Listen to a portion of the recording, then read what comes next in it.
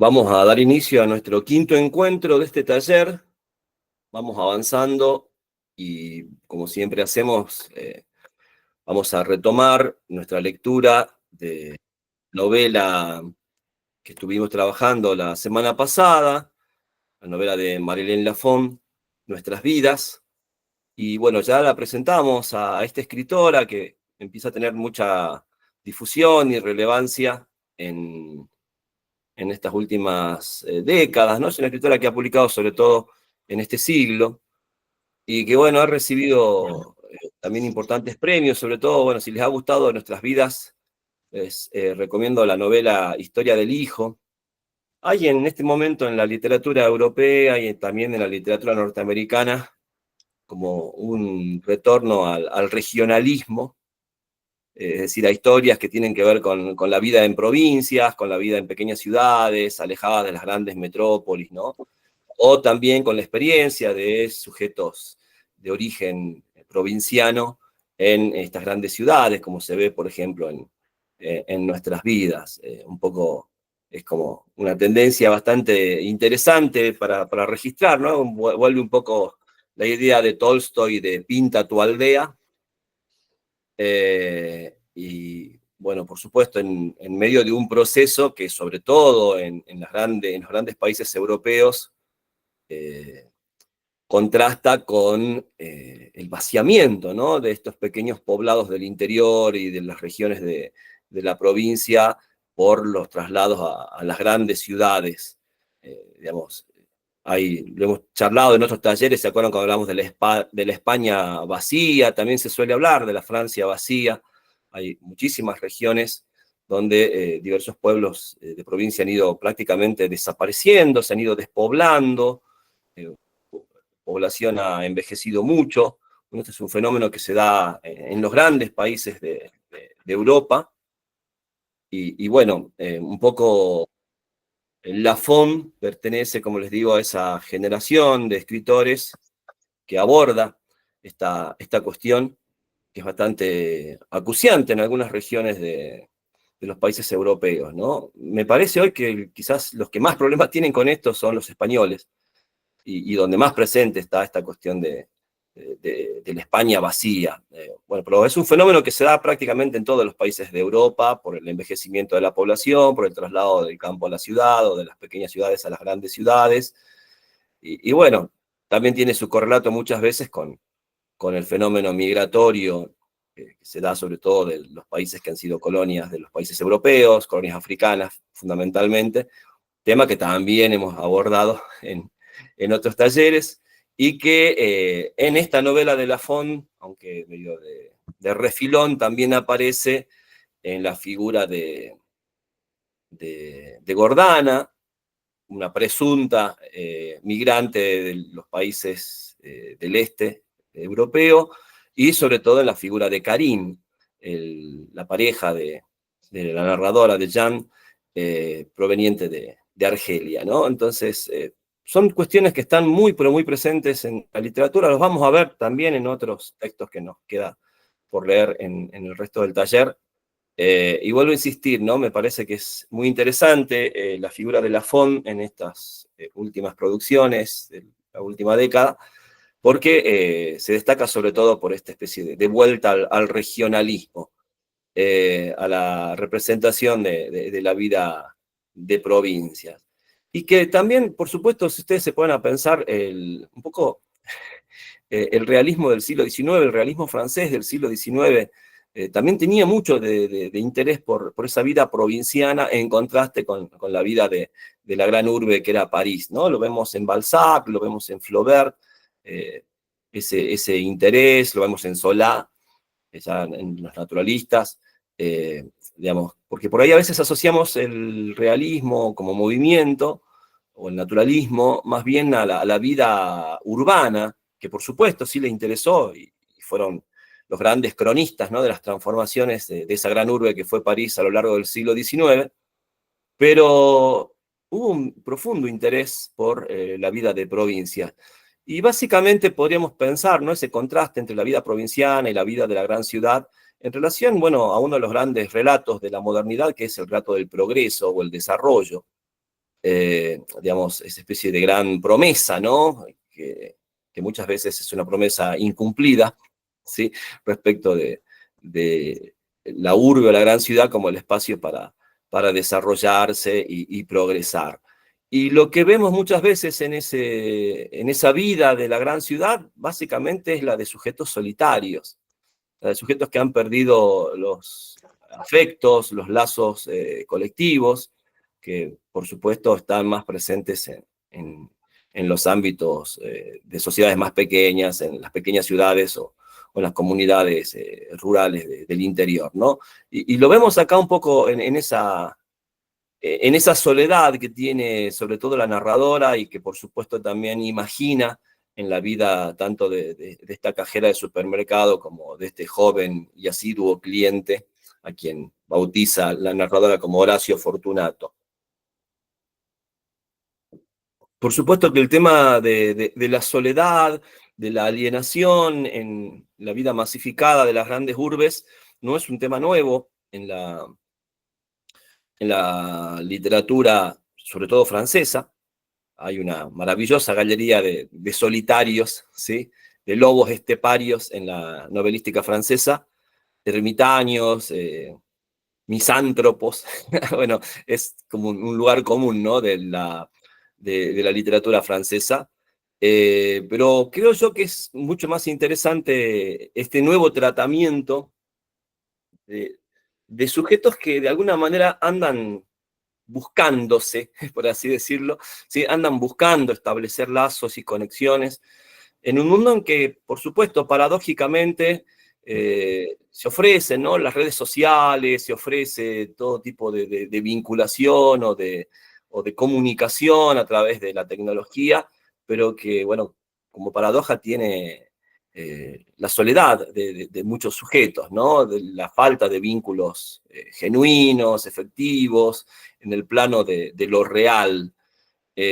Decíamos por eso también que en esta novela de Lafon era tan importante el cuerpo, cómo aparecía, ¿no? La importancia de ese cuerpo, porque en realidad, y pensemos, esto de alguna forma es un ejemplo, esta reunión, este encuentro virtual a través de la tecnología, por supuesto podemos pensar que tiene muchísimos beneficios, de todo tipo, ¿no? Acá hay gente que está, por ejemplo, en Tucumán, en el sur del país, digamos, no tendríamos otra posibilidad de encontrarnos físicamente, pero a la vez también, no sé, seguramente en algún momento se lo han planteado, a veces sería mucho más fuerte el contacto o el vínculo entre nosotros si compartiésemos un mismo espacio, es decir, si fuéramos cuerpos en un mismo espacio, ¿no? Incluso a ver, en algún momento se ha dado la situación graciosa de conocernos en vivo y en directo con algunos, ¿sí? Que solamente nos conocíamos a través de las pantallas durante mucho tiempo, porque estos talleres arrancaron allá por el 2020,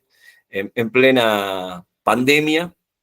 Entonces, y bueno, se fueron extendiendo, estamos en el 2025, y bueno, gracias a ustedes, dicho sea de paso.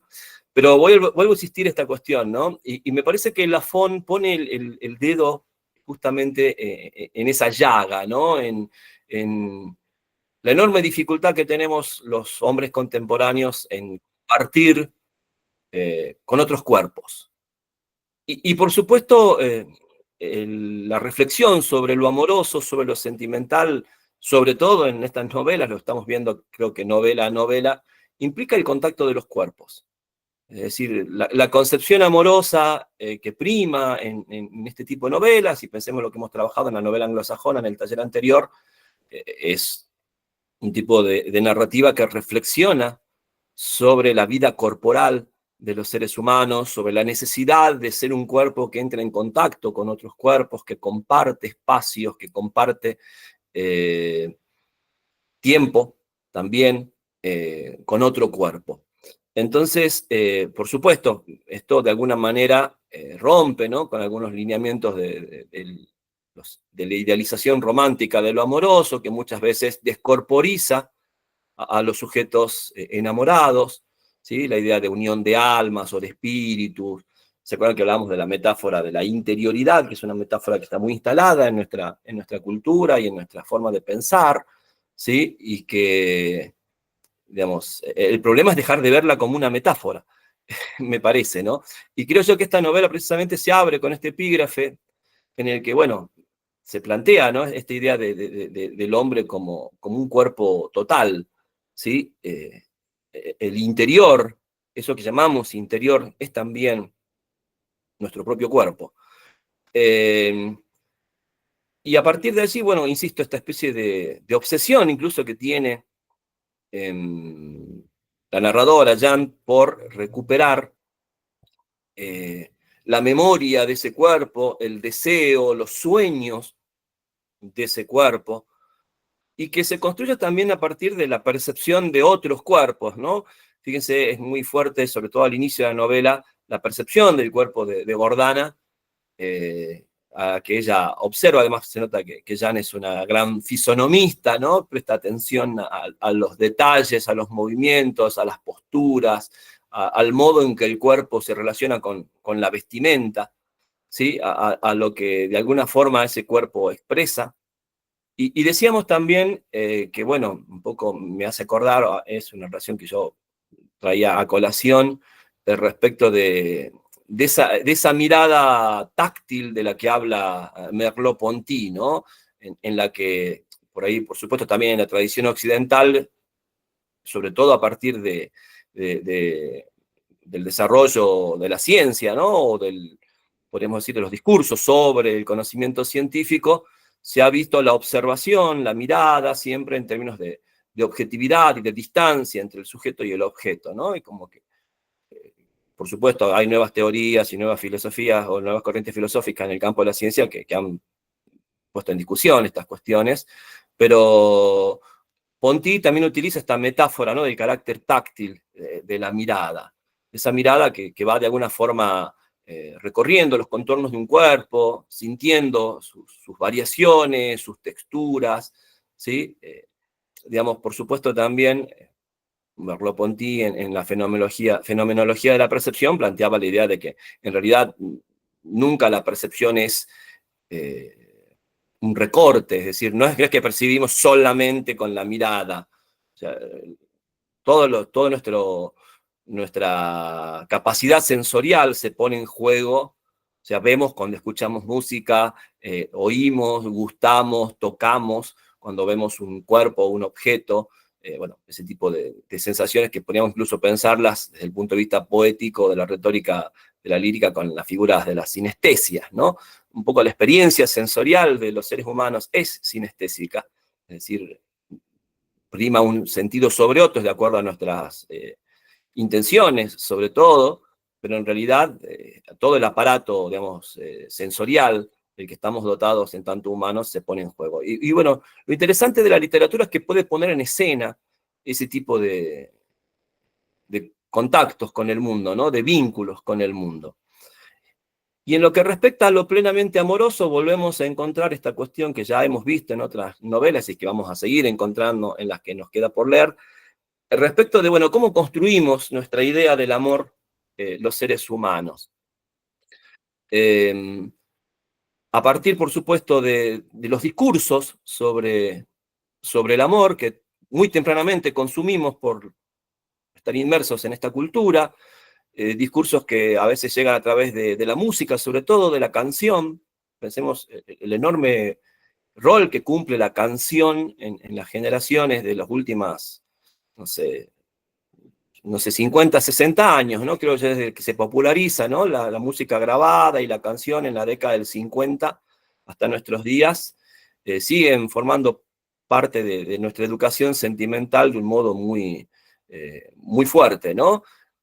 Por supuesto, también hemos hablado, ¿no? Del papel de los relatos audiovisuales, ¿no? La cinematografía en un primer momento, luego el relato televisivo, principalmente a veces en la experiencia femenina de ciertas generaciones, la telenovela, ¿no? Como un género o un tipo textual que tuvo un enorme impacto, ¿no? en la representación de lo amoroso y de las expectativas sobre lo amoroso por parte del público. Y bueno, lo volvemos a encontrar a esto en La Font, ¿no?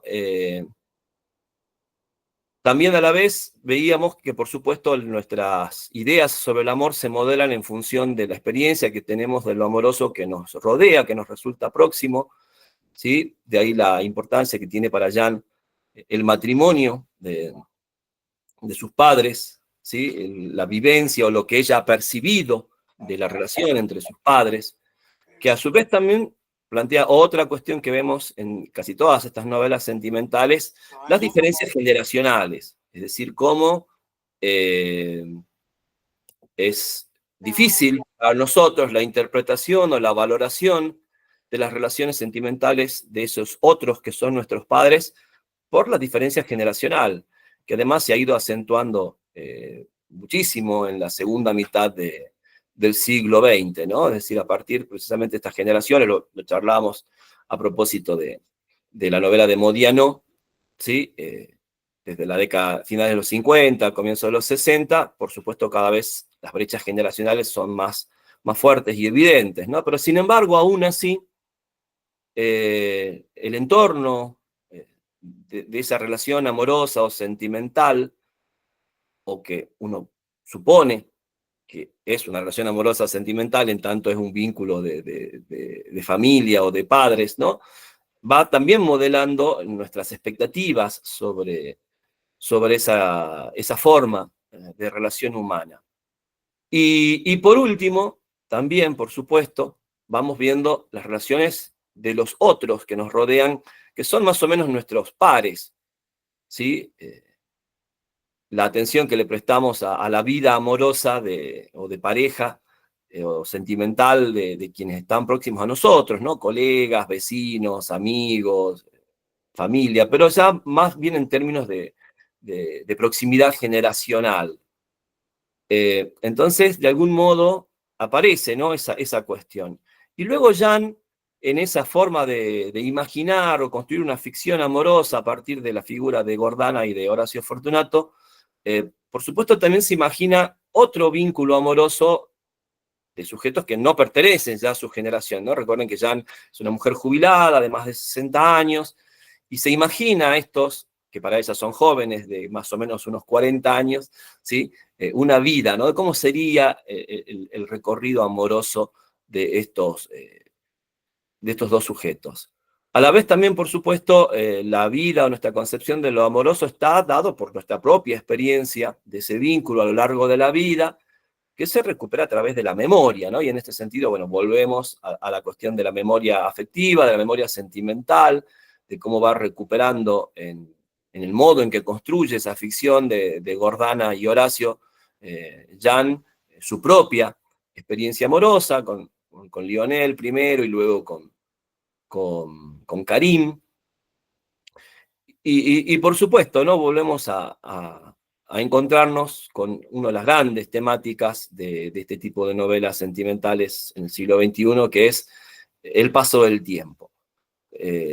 La dificultad, el gran desafío que tiene toda relación, que es sobrevivir al paso del tiempo, perdurar, permanecer, y cómo ese desafío se ha ido haciendo cada vez aún mayor con el paso de las generaciones. Es decir, al punto tal que, bueno, ya hemos visto en novelas más ligadas a amores juveniles, donde directamente ya ni siquiera existe la expectativa por parte de los enamorados de perdurar, ¿sí? ¿Se acuerdan que habíamos visto, por ejemplo, en Gente Normal, de Sally Rooney, ¿no? Es decir, directamente esto, bueno, lo casual, lo ocasional, lo que dure, lo que sea breve, pero intenso, o justamente a veces la intensidad está demandada por la idea de que no va a durar, de que no va a poder perdurar o permanecer, ¿sí? Todo lo contrario a generaciones, digamos, de quienes han sido adultos en la primera mitad del siglo XX o hasta avanzada, incluso la década del 60 o 70, ¿no? Que tenían otro tipo de ideas respecto de la relación amorosa y de la pareja en relación al tiempo. Entonces acá vemos también esa particularidad, ¿no? Esa diversidad de formas, ¿no? Porque por supuesto los padres de Jan han enviudado, el padre, ¿no es cierto?, enviuda y es una relación un poco que toma al pie de la letra la fórmula, ¿no? Del ritual, que sea la muerte la que separe ¿sí? A los enamorados.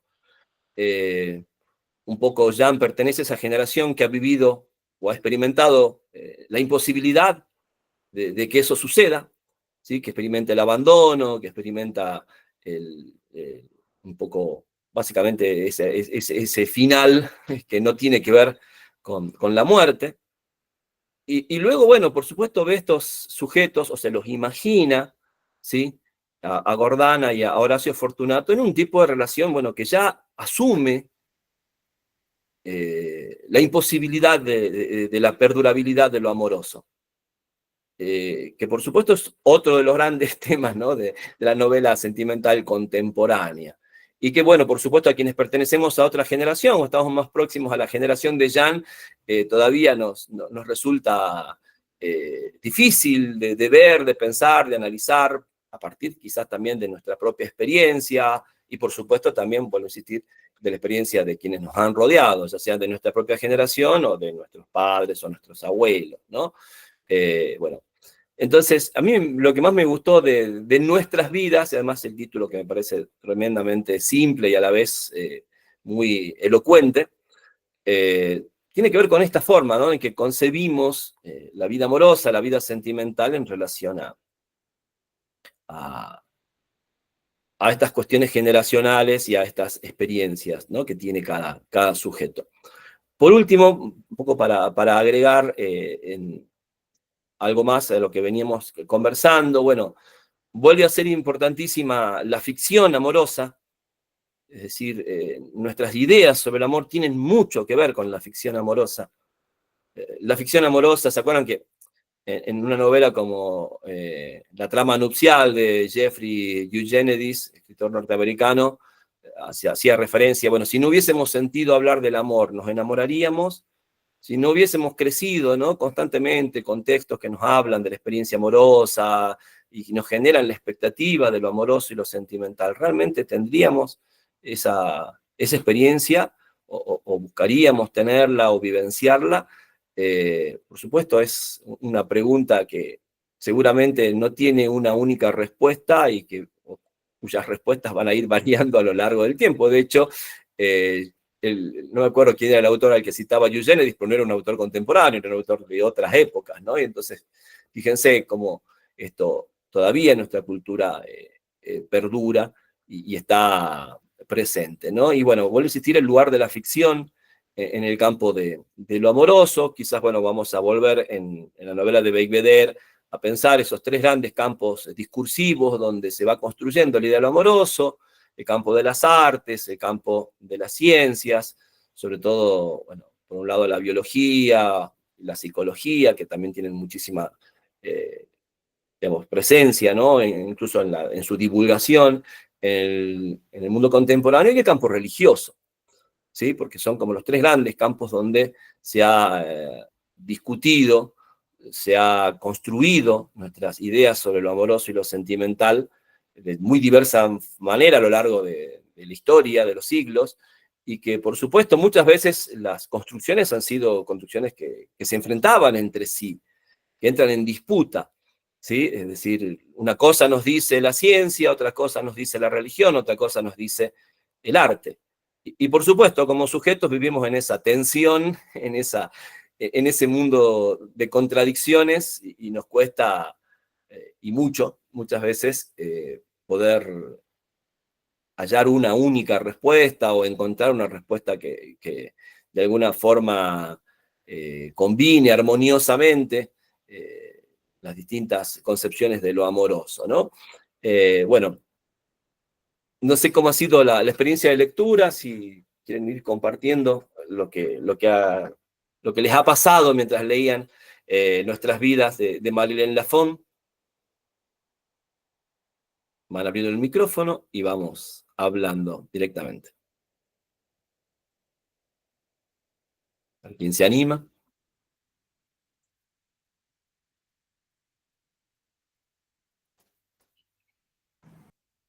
Sí, Marta, te escuchamos.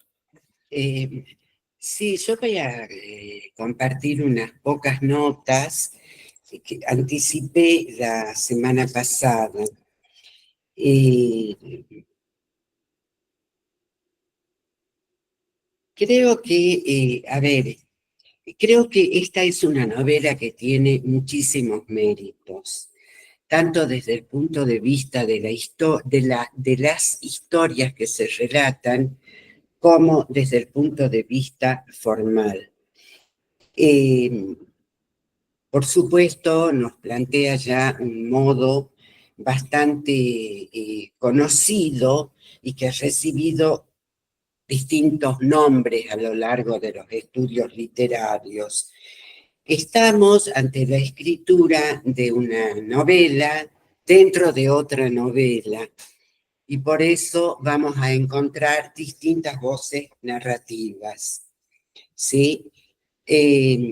También quiero subrayar que las conjeturas, a ver, también ya lo había adelantado, el uso que la escritora muestra respecto a los tiempos verbales, a mí me pareció magistral, porque narra desde un presente en el que percibe, ¿sí? En el que observa a los que van a ser los protagonistas de su novela, pero cuando comienza a hilar la historia de ambos, ya le anticipa al lector, ¿sí? A través de la administración de los tiempos verbales.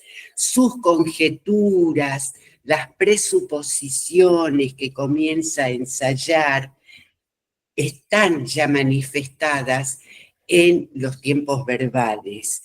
Y a mí me parece extraordinario porque, a ver, es como si el contenido se va apoyando en la forma.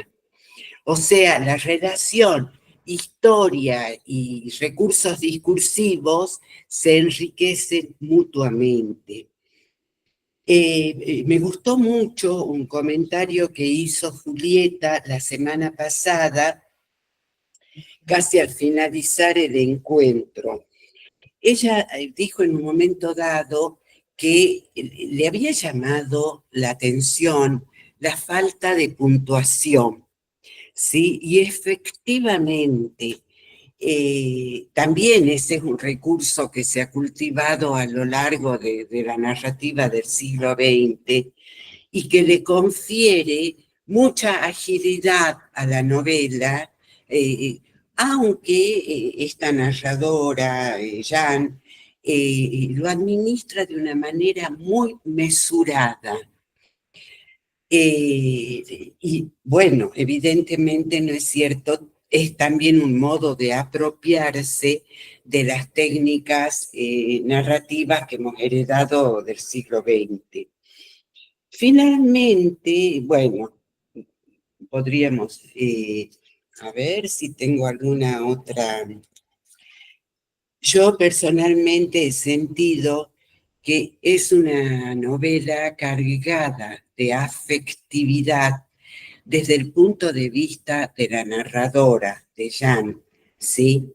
Porque su mirada es una mirada amorosa, no juzga, no, no descalifica, sino que nos va llevando como lectores con una mirada llena de ternura hasta el momento en que descubrimos, por ejemplo, la cojera de Gordana, eh, eh, y ese respeto por el cuerpo del otro, a mí me pareció extraordinario. No, no hay cinismo en Jan, sino, reitero, mucha ternura. También, ya lo subrayé, la voz. Y hay, ¿no es cierto? Nuevamente reitero, una coherencia. A ver, hay una coherencia entre la historia y los recursos estilísticos, porque mientras la voz de Jan es una voz también tierna y amorosa, contrasta con la voz rugosa de Gordana, por ejemplo, ¿no? Pero bueno, rugosa, áspera, es una descripción que no descalifica, sino se limita a describir. Finalmente, quiero agregar dos líneas nada más. Yo sentí que la figura de Horacio Fortunato rememora la del caballero del amor cortés, ¿sí? El hombre que observa, contempla, busca un acercamiento, pero es un enamorado a distancia, ¿no? Así que, bueno, no es completísima para mí esta novela. Eso es todo. Gracias. Gracias a vos, Marta. Bueno, muy, muy interesantes tus observaciones respecto de la forma. Yo siempre insisto que la idea del taller es convocar a lectores de literatura y no todos tienen formación en estudios literarios. Acá hay gente que viene de muy distintos campos de estudio, de trabajo, de formación. Y bueno, viene muy bien todo lo que dijiste, Marta, para ir como afinando ese modo de leer. Y prestarle atención al modo en que, a la forma, como decís vos muy bien, a los elementos que de alguna manera trabaja cada novelista para construir la forma de su relato, en este caso, ¿no? Y cómo, bueno, en el caso de este género particular, la novela sentimental, que muchas veces lo que hace es atraer a un lector que quiere una historia de amor, ¿sí? Que quiere ver y conocer una historia sentimental. Sin embargo, bueno, la novela sentimental contemporánea, la gran novela sentimental contemporánea, le ofrece a ese lector esa historia, aunque de un modo bastante particular, pero sobre todo le ofrece esa reflexión, ese modo de pensar esa historia que se está contando, ¿sí? Que es un poco, digamos, el parámetro con el que por lo menos en mi caso trato de elegir las novelas del taller. Es decir, por supuesto, soy como lector alguien que le gusta que le cuenten historias, ¿sí? Conservo todavía esa especie de placer originario, ¿no? De la historia bien contada por una abuela, por un tío gracioso, por un amigo de barrio, por una mamá que te quiere hacer dormir con un cuento. O sea, conservo todavía ese deseo de que me sorprendan, de que me hagan viajar a otro espacio, ¿sí? Y de hecho, creo yo, muy sanamente desde mi punto de vista, la literatura contemporánea ha recuperado, ¿no? Esa avidez por contar historias, eh, y lo estamos viendo en estos talleres que venimos realizando, pero a la vez, por supuesto, sobre todo, como muy bien señala Marta, no se ha desentendido de que parte del efecto que provoca esa historia está en cómo se la cuenta. Y el cómo es un problema de la forma. El cómo es un problema que el escritor aborda a partir de los recursos de la lengua y de la tradición literaria. Es decir, porque, bueno, Marta hizo muy buenas observaciones respecto, por ejemplo, del uso de los tiempos verbales, que tiene que ver con un recurso que nos da la lengua, ¿sí?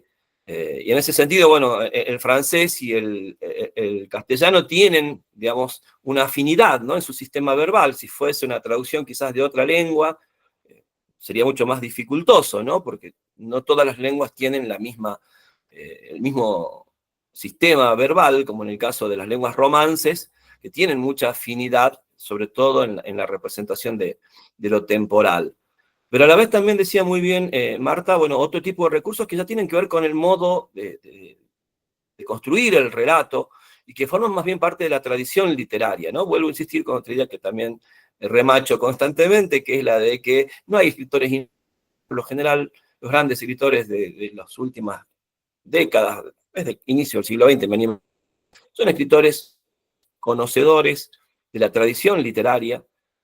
Incluso muchos de ellos, sobre todo en el siglo XXI, tienen formación en estudios literarios, han cursado estudios de humanidades, han desarrollado o desarrollan incluso a la par de su tarea como escritores creativos, tareas de docencia, de investigación, en, digamos, en distintos niveles, sobre todo en el nivel universitario, ¿sí? Bueno, Lafon es una graduada, ¿no? en estudios literarios, profesora de literaturas clásicas, es decir, hay toda una serie de saberes que los escritores toman de la tradición de la escritura. Y por supuesto también la modifican, juegan con ella, juegan con lo que ofrece esa tradición, expanden, problematizan también ese tipo de construcciones. Así que bueno, muy valioso lo que señalaste, Marta, sobre todo creo yo para aquellos que no tienen un poco el hábito, básicamente por una cuestión de formación profesional y del modo en que se acercan al texto literario. También me ha gustado mucho la observación y me parece muy valiosa también respecto de la ternura de Jan, del modo de mirar, incluso su vida personal, de mirarlo a Lionel, de mirarlo a Karim, ¿sí? Es decir, hay una forma, ¿no? de posicionarse frente a su propia historia y a la historia de los otros, donde, bueno, la ternura es central. Hay una mirada comprensiva, me parece, ¿no? Comprensiva de lo múltiple, de lo diverso. Vivimos también en un mundo bastante contradictorio, ¿no? Respecto de la diversidad y con ciertas ideas o banderas de tolerancia, de convivencia, de multiculturalismo, pero a la vez observamos, ¿no? Constantemente posiciones, discursos, ¿no? De odio, de rechazo, de deseo de uniformidad o de homogeneidad, es decir, hay una situación muy contradictoria respecto de eso, ¿no? Por un lado está muy instalado el tema de la diversidad y lo múltiple, pero por otro lado tiene mucha fuerza, incluso a veces entre las mismas personas que hacen de la multiplicidad o la diversidad una bandera política, por ejemplo, pero se encuentra, ¿no? Una especie de deseo de uniformar, de imponer, de unificar. Y bueno, un poco narradores como Jan son una muy buena forma de mostrar cómo funciona una subjetividad que realmente ve esa diversidad y se comunica y la acepta y entra en contacto con ella, ¿no? Y por supuesto, esa diversidad que también está en cada uno de los sujetos, porque uno también es a lo largo del tiempo diversos sujetos, ¿sí? El paso del tiempo hace que seamos muchos, múltiples y contradictorios sujetos. Y muchas veces también con el paso del tiempo a veces nos cuesta aceptar esa multiplicidad, todos esos yo que hemos sido a lo largo del tiempo, ¿no? Entonces, bueno, me estoy poniendo muy psicoanalítico, pero creo yo que de alguna manera tiene que ver con eso en la construcción de la figura de esta narradora. Y también me parece, como coincido con Marta, uno de los grandes hallazgos de esta novela, esa forma de narrar que tiene Jan dentro de su rutina, de su cotidianidad, porque también es una mujer, bueno, con una estructura muy, muy fuerte, ¿no? Respecto de lo que hace habitualmente, pero ahí encuentra incluso resquicios como para poder ver ese mundo diverso y, bueno, acercarse a él, tratar de conocerlo, de nuevo la ficción como instrumento de conocimiento de lo humano, como propiciaba Marcel Proust. Y bueno, a partir de allí, bueno, como decía muy bien Marta, esa ternura que la destaca y la distingue. Teresa Martínez. Ahí está. Bueno, primeramente, Martita genia todo lo que dijo, me va a dar pie para algo que yo lo venía pensando, pero como que no lo tenía redondeado y como que Martita me dio la luz final. Me hizo pensar esta novela mucho a Le Faux Monnayeur de Gide, ¿no? Hablaba Marta de la novela en la novela, ¿sí? Y de esto de cómo esta autora amalgama perfectamente la historia de la vida real con las historias de las vidas posibles. Y justamente André Gide, cuando habla de su novela Le Faux Monnayeur, destaca justamente eso, ¿no es cierto? Que la brillantez, digamos, del autor está no tanto en lo de su vida real, sino en lo que puede sacar de su fantasía, en lo que tiene que ver con las vidas posibles. Y bueno, y acá está plasmado perfectamente eso, ¿no? La vida real y las vidas posibles que ella imagina a partir de estos personajes. Y por otro lado, me pareció muy impactante, sobre todo para la novela contemporánea, que no vemos tanto esas descripciones corporales, me hizo pensar a las descripciones flaubertianas de los cuerpos.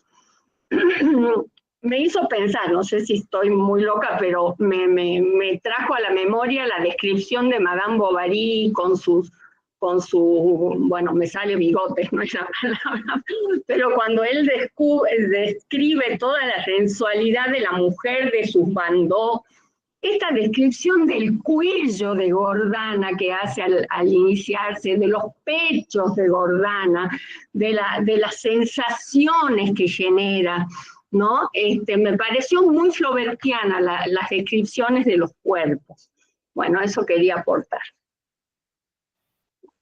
Muchas gracias, Teresa. Te va a gustar saber que a Marielle Lafon le encantaría lo que acabas de decir, porque ella es una fanática de Flaubert y especialista.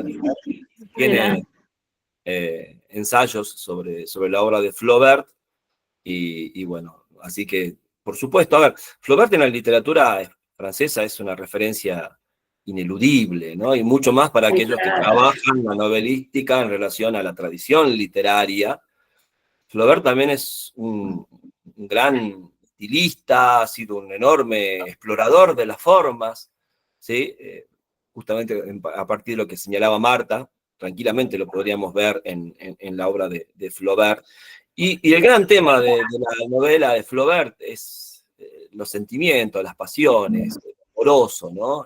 Realmente Madame Bovary y sobre todo la educación sentimental, y hemos hecho referencia, ¿no?, constantemente a estas dos novelas. Y traes también a cuento la novela de Gide, que también hemos trabajado en otro taller en algún momento, como otra también referencia ineludible en la novela francesa del siglo XX.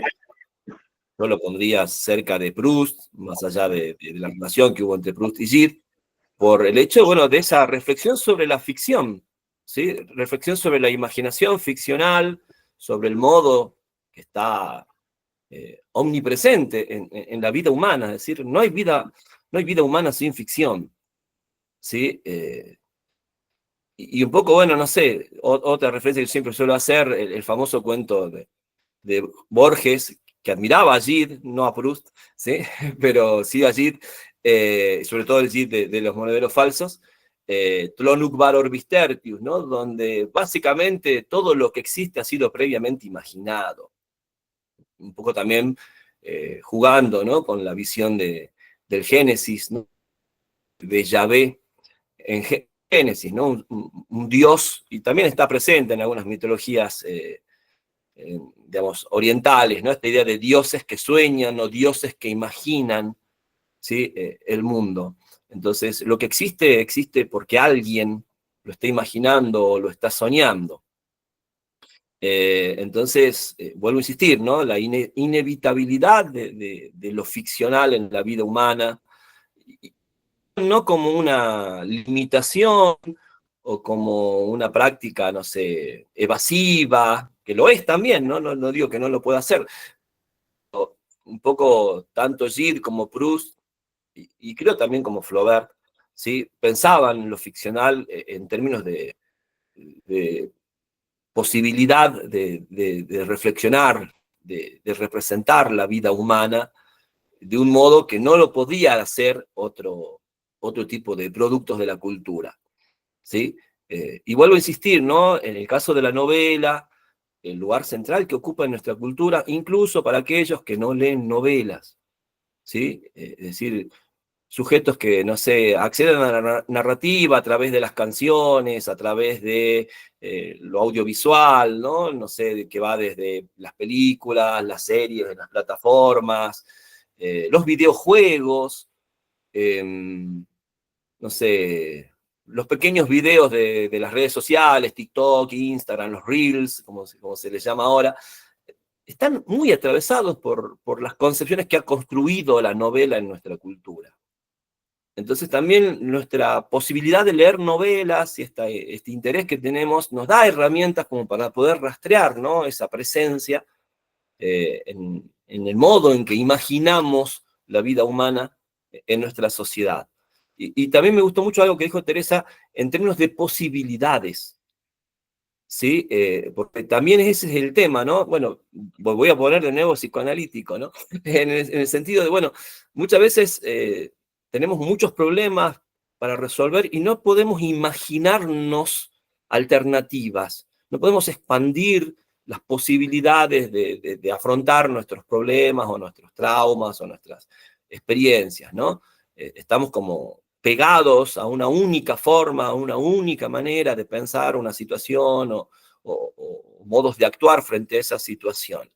Bueno, estas tradiciones novelescas una y otra vez nos ofrecen, digamos, esta valoración o revalorización de lo ficcional. O sea, imagina mundos alternativos, imagina diversas posibilidades, imagínate a vos mismo diverso en tu pasado, en tu presente y en tus, digamos, configuraciones posibles, ¿no? Y todo eso está en la literatura, la novela una y otra vez ha ido señalando esa cuestión. Quizás, un poco para cerrar esta idea, me parece que Gide y Proust tienen una idea más luminosa de lo ficcional que Flaubert, ¿no? Flaubert también quizás nos mostraba el lado oscuro de nuestra adicción a las ficciones. El caso emblemático es Madame Bovary, ¿no? Vemos, la dificultad que tienen algunos sujetos que consumen ficciones de no entenderlas como ficciones, básicamente, ¿no? Ese es el problema de Madame Bovary y del romanticismo también, creo yo, y eso criticaba sobre todo Flaubert. No sé si alguien quiere agregar algo más. A ver, creo que Laura. A ver, sí, prende el micrófono. Hola, ¿qué tal? ¿Cómo están? Buenos días a todos.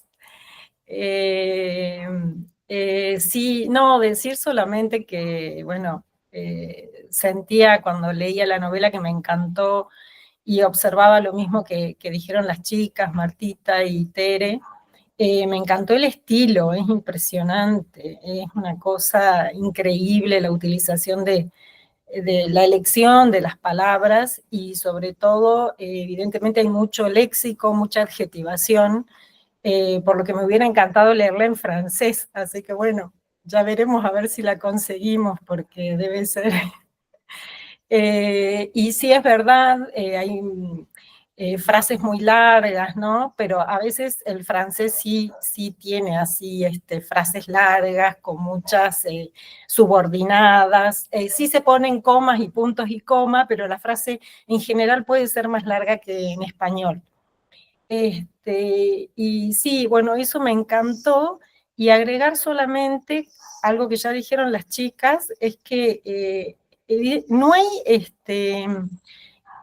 juicios de valor negativos sobre las historias que ella cuenta. Eso me pareció fantástico, cómo ella, la narradora, vuelve a su infancia, cuenta su vida con Karim, y sin embargo jamás emite un juicio negativo respecto a esa relación, ¿no? Eso es impresionante, ni siquiera hacia los padres, ¿no?, que no quieren conocer a Karim, ¿no? Es impresionante cómo ella mantiene, como dice Marta, tal vez esa forma de narrar afectiva, ¿no? Súper afectiva de un modo positivo.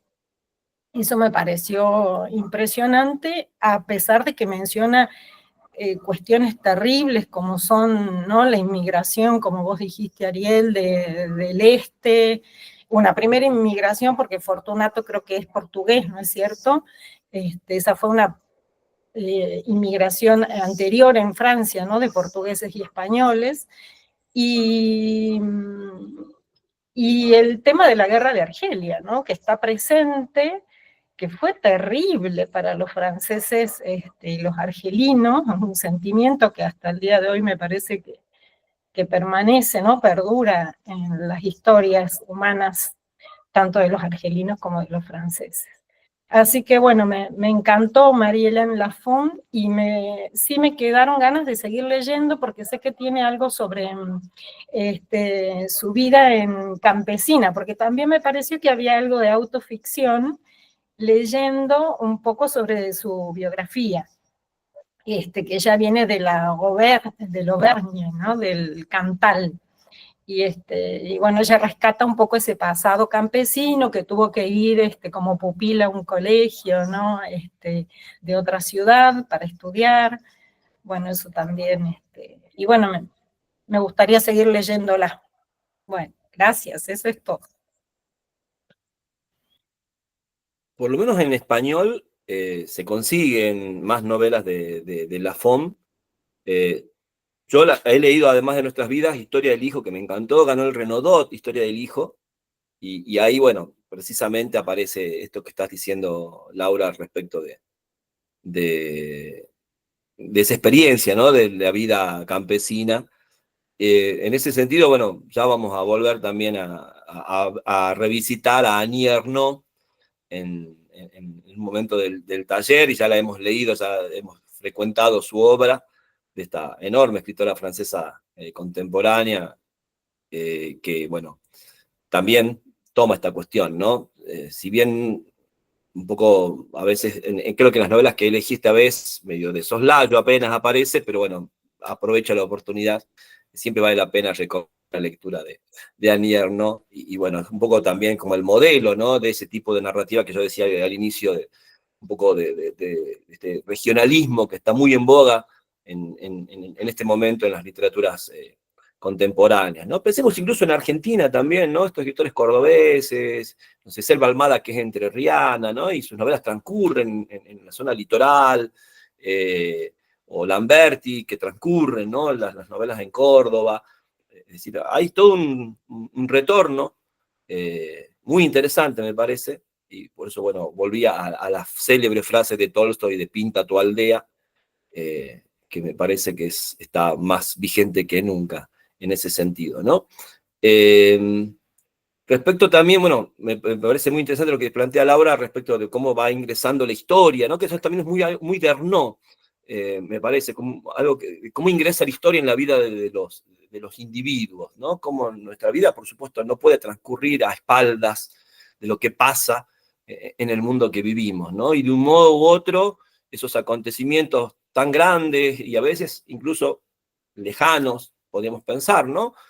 Impactan, ¿no? Llegan como las ondas expansivas de ese acontecimiento a nuestras vidas personales o privadas, como en el caso de Jeanne, ¿no? La guerra de Argelia, como decía muy bien Laura, tiene, ¿no? Como onda expansiva la convivencia, la difícil convivencia con Karine en relación a la aceptación del entorno de Jeanne, de que ella esté con un argelino, ¿no?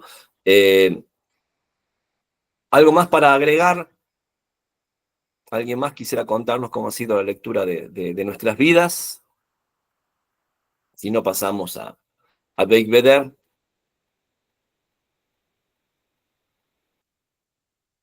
A ver, sí, Marta. Abrí el micrófono, ahora sí. Sí. Quiero señalar, a propósito de lo último que dijiste, esa mirada tan respetuosa que tiene Jeanne respecto a sus personajes, creo que tiene que ver también con la familia, porque ella, cuando alude al rechazo del padre hacia Karim, lo hace con tanto respeto, ¿sí? Entonces, es un respeto de alguna manera heredado, diría yo, que proviene del hogar. Y bueno, me voy a permitir un ligero gesto de chochez. Yo tengo nietos muy pequeños. Bueno, cuando los traigo a comer o estar conmigo, sobre todo Santiago, que ahora que es el más pequeño, invita a sus monstruos. Entonces jugamos a los monstruos y lo llevo a dormir la siesta. Abuelita, me dice, ¿yo puedo llevarlo a los monstruitos para que duerman con nosotros? Es una pequeña nota de color, nada más. Gracias. Bueno, esa imaginación es inherente a la construcción de nuestra identidad como seres humanos, ¿no? Un poco, vuelvo a insistir en esta idea de la reivindicación que se hace de la ficción a partir de Proust. Insisto, no solamente como juego, como divertimento, como distracción, como evasión incluso, sino, insisto, como un modo de ir estando en el mundo, por así decirlo, me pongo medio existencialista ahora, digamos, el lugar que ocupa la ficción en la vida de los seres humanos. Y por supuesto, lo que nos ocupa en este momento, en este taller, es el lugar que ocupa la ficción amorosa en la vida de los seres humanos, ¿no? Y la novela sentimental explora, y en este caso, bueno, ya pasando a la novela de Belvedere, El amor dura 3 años, nos encontramos, por supuesto, con otro tipo de exploración muy distinta a la que venimos, a la que acabamos de dejar en Lafon, y también, creo yo, a la que venimos desarrollando desde la novela de Fuenquinos y sus 2 hermanas.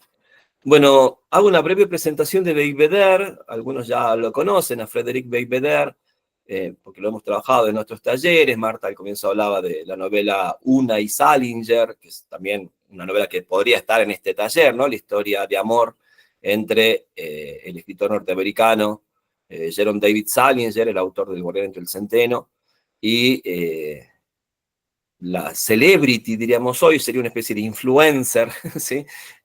Una O'Neill, que luego fue esposa de Charles Chaplin, una muy joven esposa, ya anciano en ese momento, Charles Chaplin.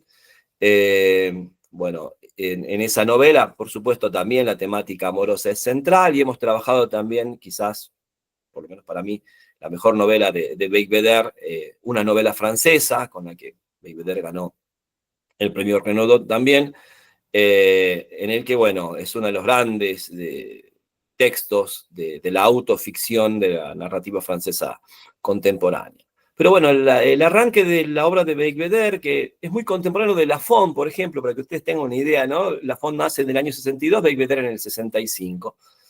El arranque de Belvedere se da a fines de los 90, bueno, en la década del 90, porque en 1990 publica su primera novela, que ya, bueno, hay como las 3 primeras novelas tienen la figura de este protagonista, Marc Marronier.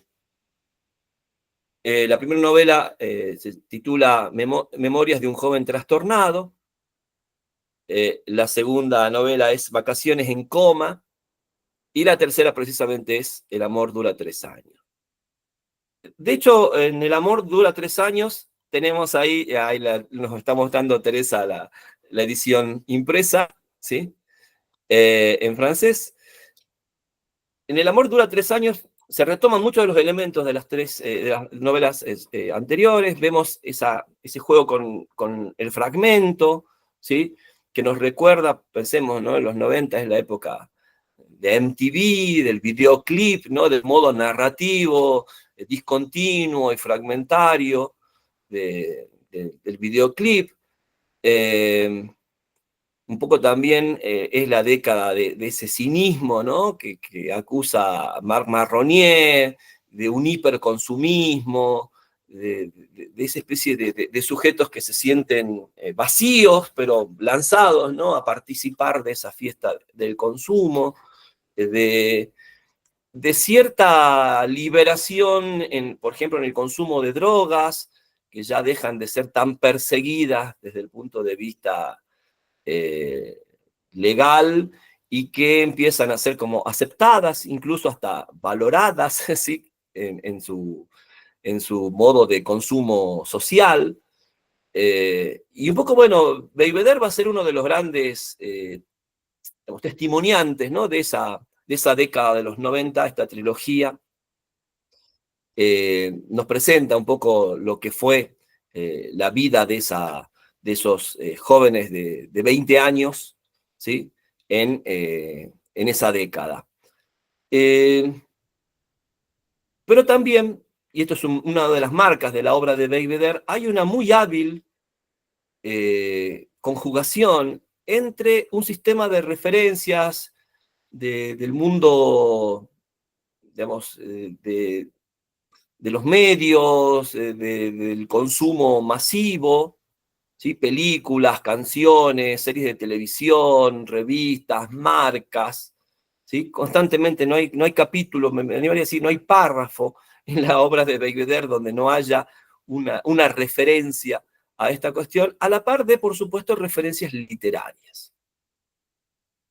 Belvedere obviamente es un muy gran lector, un gran conocedor de la tradición literaria occidental y, sobre todo, francesa, aunque también es un especialista en narrativa norteamericana, porque vivió un tiempo en los Estados Unidos durante su adolescencia. Y bueno, ahí tenemos un poco ese juego constante, ¿no? en su obra. De hecho, la novela se abre, El amor dura 3 años, con 2 epígrafes, uno de Francis Scott Fitzgerald, el gran autor norteamericano, el autor del Gran Gatsby, una frase tomada de uno de sus últimos libros, acerca del fracaso, ¿no? Hablar con la autoridad que da el fracaso. Y la otra de Françoise Sagan, también la hemos leído a Sagan en otro taller, escritora francesa, que está, en este caso, bueno, hace referencia a la posibilidad, ¿no? de aceptar el fin del amor. Y por supuesto, bueno, ya encontramos lo que yo les decía hace un rato, ¿no? Digamos, la concepción amorosa de que el amor tiene caducidad, de que el amor nace ya con una fecha de vencimiento, que por supuesto la desarrolla con mucha ironía Belvedere en esta idea de que el amor dure 3 años. Bien, si en las 2 primeras novelas aparecía la historia de amor entre Marronnier y Anne, asistimos, ¿no? En esta tercera novela al fin de la historia de amor entre Marc y Anne y el inicio de su relación con Alice. Una relación que, por supuesto, aparece primero como una relación extramatrimonial, Alice es su amante, y luego se va transformando en otro tipo de relación, ¿no? Bueno, se nota que a Belvedere, como buen francés, el sistema decimal le resulta está muy presente. Belvedere cumple 60 años, este año estamos todos esperando a ver los fanáticos de Belvedere qué va a contar con sus 60 años, porque cada 10 años él plantea los problemas de la década, ¿no? Lo que es cumplir 30 años, lo que es cumplir 40, Unni Salinger es la novela de los 50 de Belvedere, ¿sí? También nos narra en Unni Salinger cómo se separa de Alice, ¿sí? O de la que sería Alice en realidad, ¿sí? Porque acá todavía estamos en el marco de la ficción, que luego se desenmascara, ya vamos a hablar también de cómo se va construyendo el narrador. Y bueno, en Unni Salinger les decía, bueno, Belvedere rompe con su matrimonio, inicia una nueva relación con una mujer mucho más joven que él, ¿sí? La dobla en edad a los 50 años Belvedere, y con esta joven mujer conoce recién Belvedere su maternidad. Todo esto lo sabemos por la narrativa de Belvedere, ¿no? Entonces, y yo les contaba hace un rato, les sugería a Marta Ibáñez la lectura de lo que ha sido la última novela publicada por Belvedere, que es La vida sin fin, donde, bueno, esta especie de acercarse a los 60 años lo llenaba de angustia al autor y narrador, y se pone a pensar, bueno, ¿qué me ofrece la tecnología o el mundo de hoy para ser joven eternamente, o para, mejor aún, vivir eternamente, ¿no? Y hace todo un recorrido, entrevistas a distintos personajes, algunos realmente, no sé, totalmente estrafalarios, ¿no? O sea, porque entrevista desde grandes científicos, no sé, moleculares, en los institutos de avanzada, qué sé yo, en Suiza o en Israel, hasta gurúes, ¿sí? Que, bueno, ofrecen la vida eterna en no sé, suburbios de Los Ángeles, ¿no? Entonces, bueno, hace todo ese recorrido y el resultado es muy, muy interesante y desopilante. Y encima lo hace acompañado de su hijita, que ya en un instante se le acababa de nacer, en La vida sin fin ya es una niña preadolescente, que además, bueno, constantemente ve a su padre como un hombre viejo para ser el papá de ella, ¿no? Así que también eso es muy interesante. Realmente, por lo menos creo que a los lectores varones sí, nos resulta bastante próxima las inquietudes de Belvedere. Pero volviendo un poco al amor dura 3 años, yo les decía que uno de los elementos centrales de la novela tiene que ver con la construcción del narrador, un narrador que al comienzo aparece en tercera persona, en los primeros capítulos, ¿sí? Hay alguien hablando de Marc Marronier, luego hay una especie de primer desenmascaramiento, donde el narrador decide abandonar la tercera persona, es decir, no, voy a hablar de mí, yo soy el protagonista de esta historia, y hacia el final de la novela, donde directamente hay un segundo desenmascaramiento, dice, bueno, Marc Marronier no existe, soy yo, me llamo Frédéric Belvedere, ¿sí? Y esta novela deja de ser una novela de ficción para convertirse en una novela de lo que conocemos como autoficción, ¿sí? Es decir, un poco, y a partir de ahí, bueno, todo lo que escriba hasta nuestros días Belvedere va a girar alrededor de sí mismo. Decía eso también al inicio del encuentro, no, Belvedere, además de ser un escritor que, bueno, se ha ganado el respeto con el tiempo, hay que decirlo también en los 90, un poco las recepciones críticas estaban divididas, había quienes valoraban y mucho la obra de Belvedere, un poco, insisto, casi como alguien que testimonia, ¿no?, esas transformaciones de los 90 y cómo la generación de los veinteañeros las habían experimentado en sí mismos, ¿no? Sobre todo ese sector de clase media acomodada a la que pertenece Belvedere.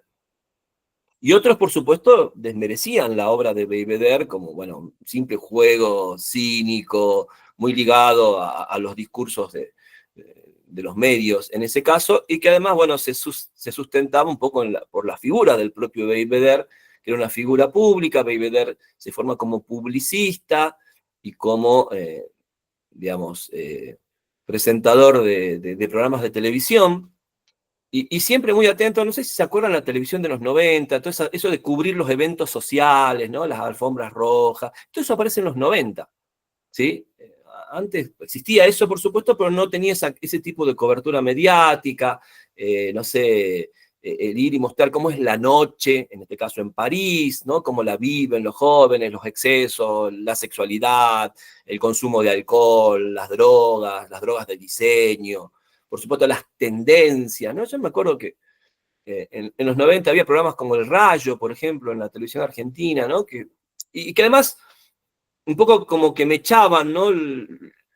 Por ahí la entrevista de algún escritor o alguna cuestión medio de actualidad que salía de ese foco, y otra cobertura que iba más bien hacia ese lado de la moda, de las tendencias. De hecho, del Rayo salió Pampita, por ejemplo, ¿sí? Para que ustedes tengan como una idea de más o menos a qué universo pertenecía Belvedere.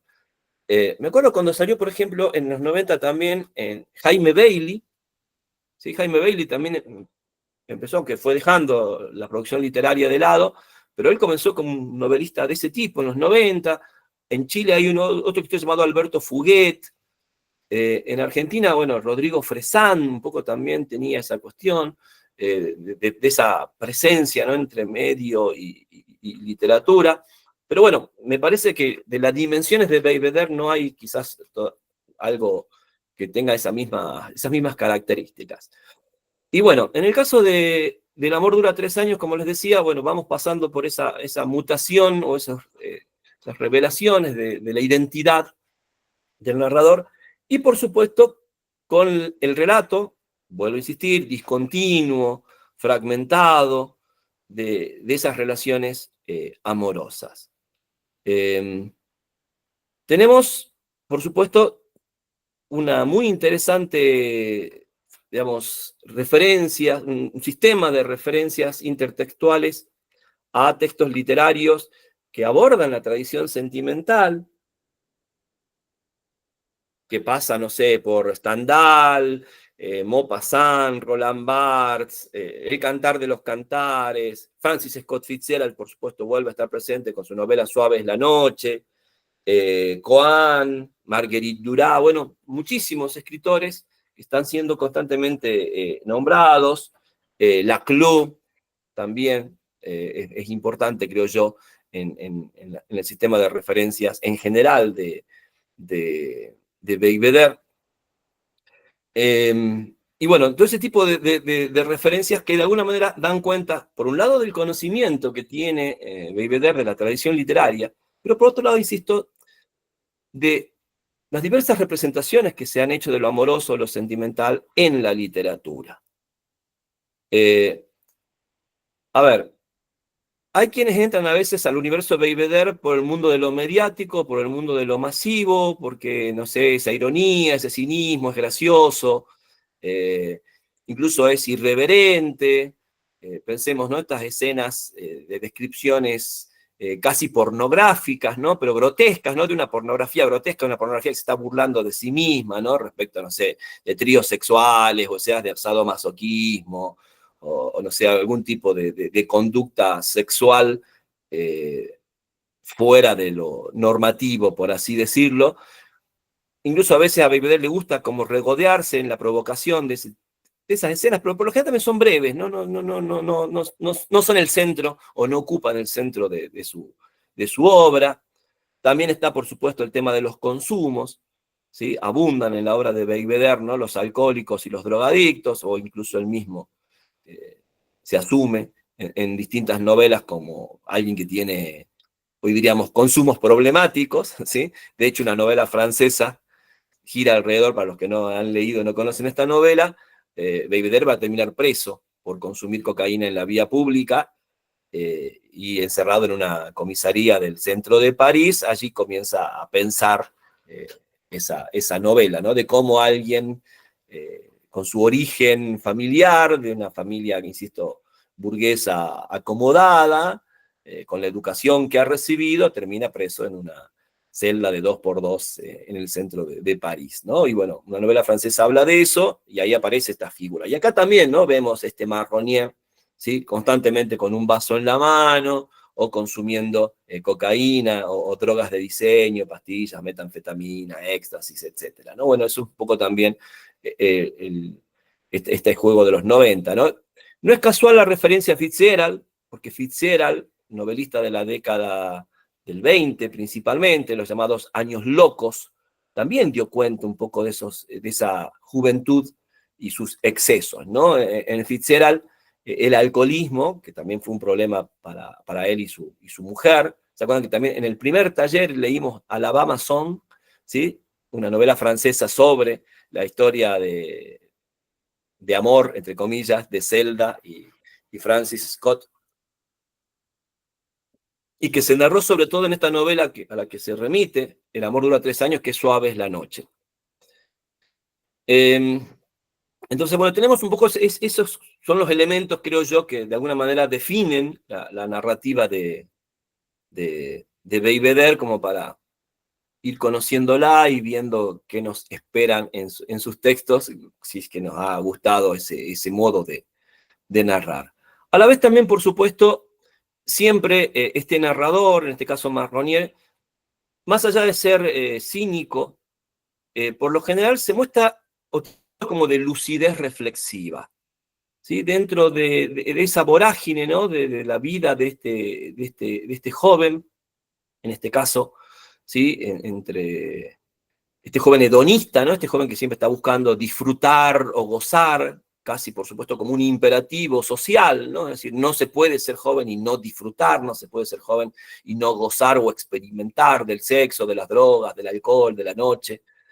Y que, por supuesto, insisto, tiene como estos momentos epifánicos, ¿no? De lucidez donde, bueno, un poco descubre qué significa, ¿no? Que estemos obligados al placer, obligados a la experimentación, y bueno, a partir sobre todo del consumismo, ¿no? De la sociedad contemporánea.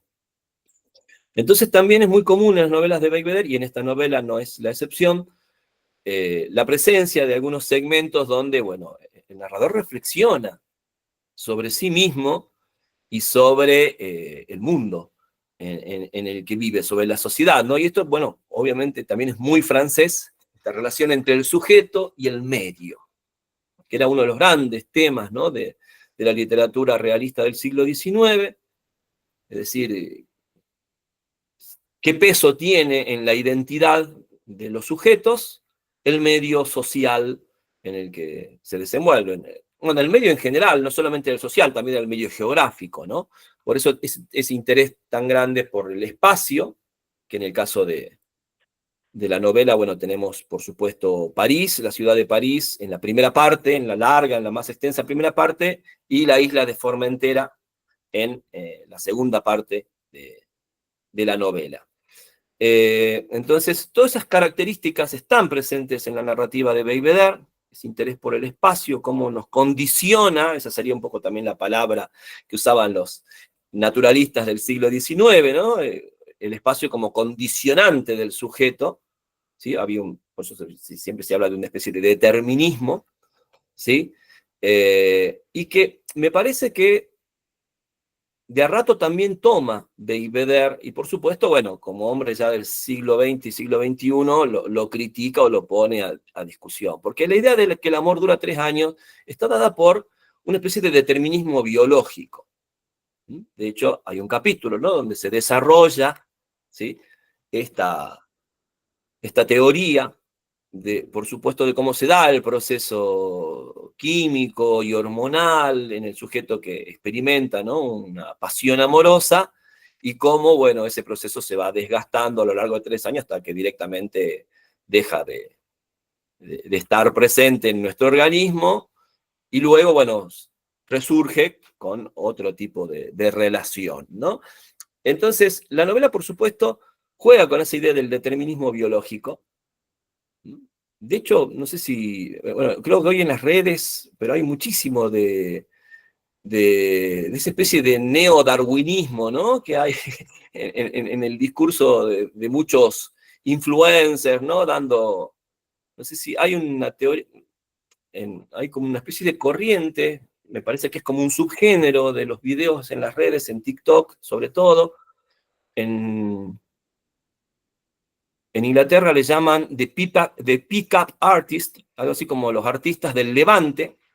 Sí, son pequeños videos donde te enseñan, ¿no?, a seducir mujeres, a seducir hombres. En YouTube también hay mucho de eso, ¿no?, qué hay que hacer para que las mujeres te presten atención, en el caso de los varones, o para enamorar, para ser irresistible, para ser un buen amante. Bueno, hay toda una serie de consejos que se dan en las redes sociales que son muy interesantes y que, por supuesto, circulan en las redes sociales porque en los medios masivos no tendrían tanta cabida en relación bueno, hay muchos de estos consejos que son misóginos, son, digamos, bastante reductivos, ¿no? Y por supuesto, pseudocientíficos, ¿no? Pero lo interesante es que hay como una referencia constante. ¿Vieron esta especie de muletilla en una investigación de una importante universidad norteamericana, ¿sí? Y aparecen, no sé, cuestiones con estas nuevas tendencias en el campo de la psicología, sobre todo?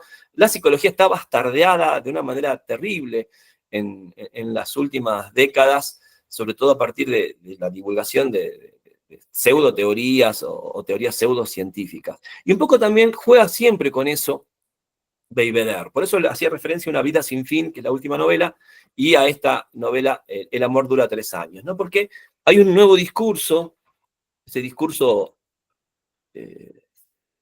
cientificista o pretendidamente cientificista sobre la experiencia amorosa, que reduce, por supuesto, el amor a, digamos, una experiencia química, ¿no? Una serie de reacciones químicas en nuestro cuerpo que tienen, por supuesto, una fecha de caducidad. Y un poco, bueno, creo yo que la novela pone en escena los efectos de pensar o de creer en esa teoría. Teoría que luego, de alguna manera, encuentra primero una confirmación y luego, finalmente, una refutación, ¿sí? No sé si todos han leído la novela, pero, por supuesto, para dejarlo un poco librado a la experiencia de cada uno, a aquellos que no han avanzado con la lectura, en la segunda parte, en esos días en la isla de Formentera, incluso los capítulos están enumerados como una especie de cuenta regresiva, ¿sí? Para ver si se cumple o no, ¿sí? Lo anunciado por la teoría de que el amor dura 3 años. Entonces, insisto, en la relación entre Anne y Mark, un poco esa regla o ese enunciado se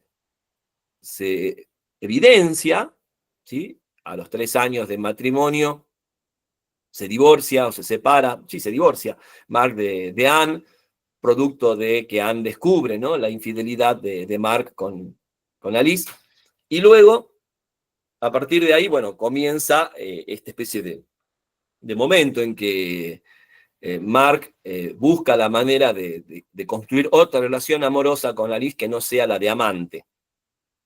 Y un poco, gran parte de la novela, creo yo, se desarrolla en esa especie de interín, ¿no? Donde Mark lucha por salir de su condición de amante y convertirse en la pareja de Alice, que está casada también en ese momento.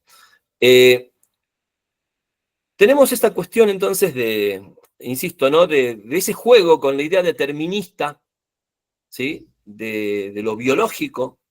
Si realmente somos sujetos que hemos nacido con una estructura biológica programada para que la pasión amorosa nos dure 3 años, y luego, bueno, por supuesto, socialmente extendemos nuestros vínculos y los transformamos en otra cosa que ya no es el amor, pero que también, de alguna manera, sobre todo en el matrimonio, puede funcionar para mantener unidos a la pareja, para mantenerla unida.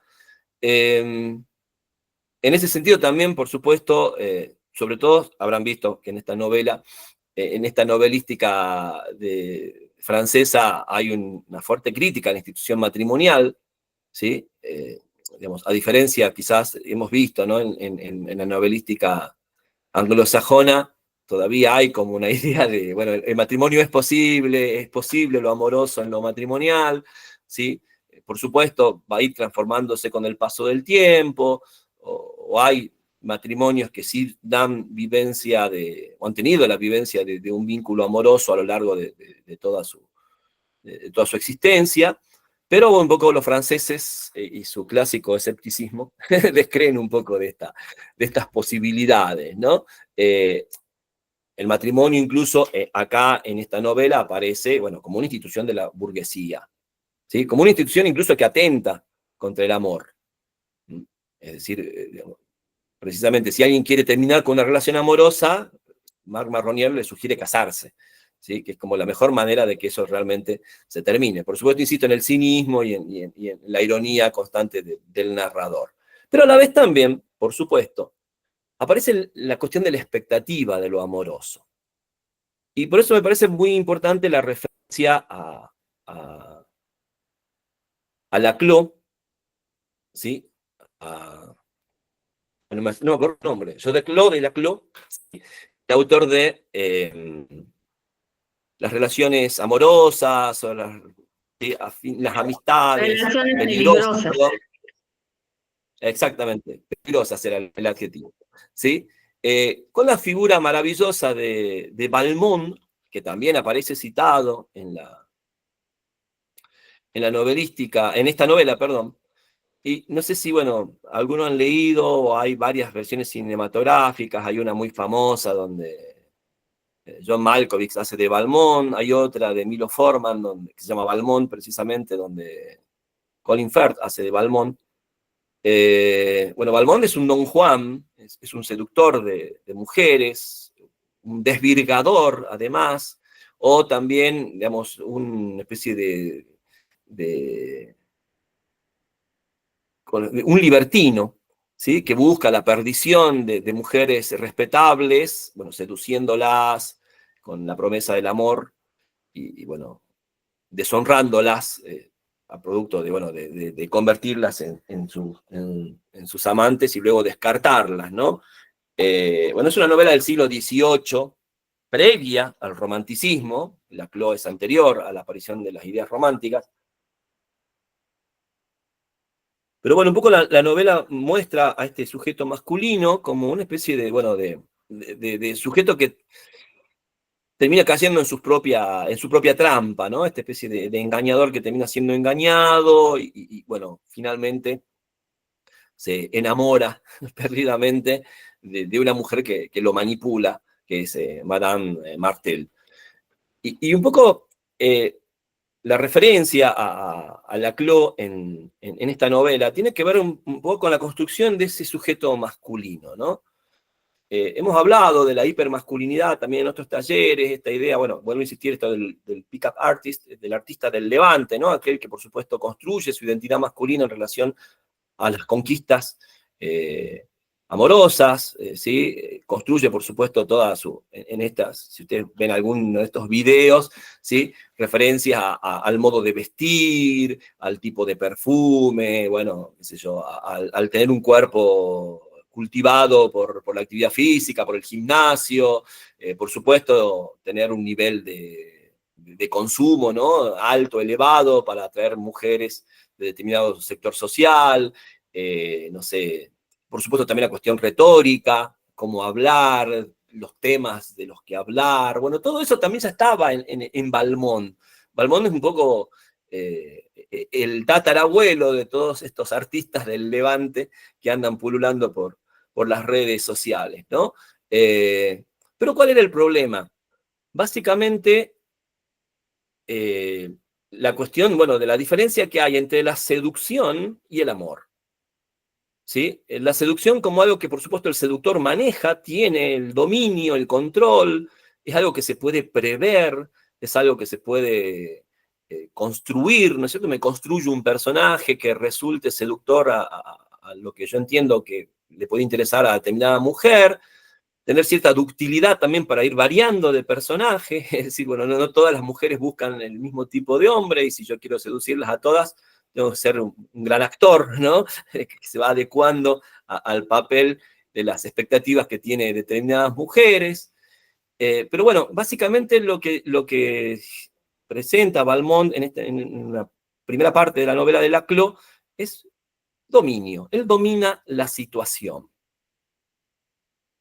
Básicamente porque tiene un objetivo muy claro, desvirgar o deshonrar a las mujeres y luego abandonarlas. Sabe que, por supuesto, tiene que ser un mentiroso, tiene que hablarles de amor, tiene que usar el discurso pasional, ¿no? Para engañarlas y luego, por supuesto, abandonarlas.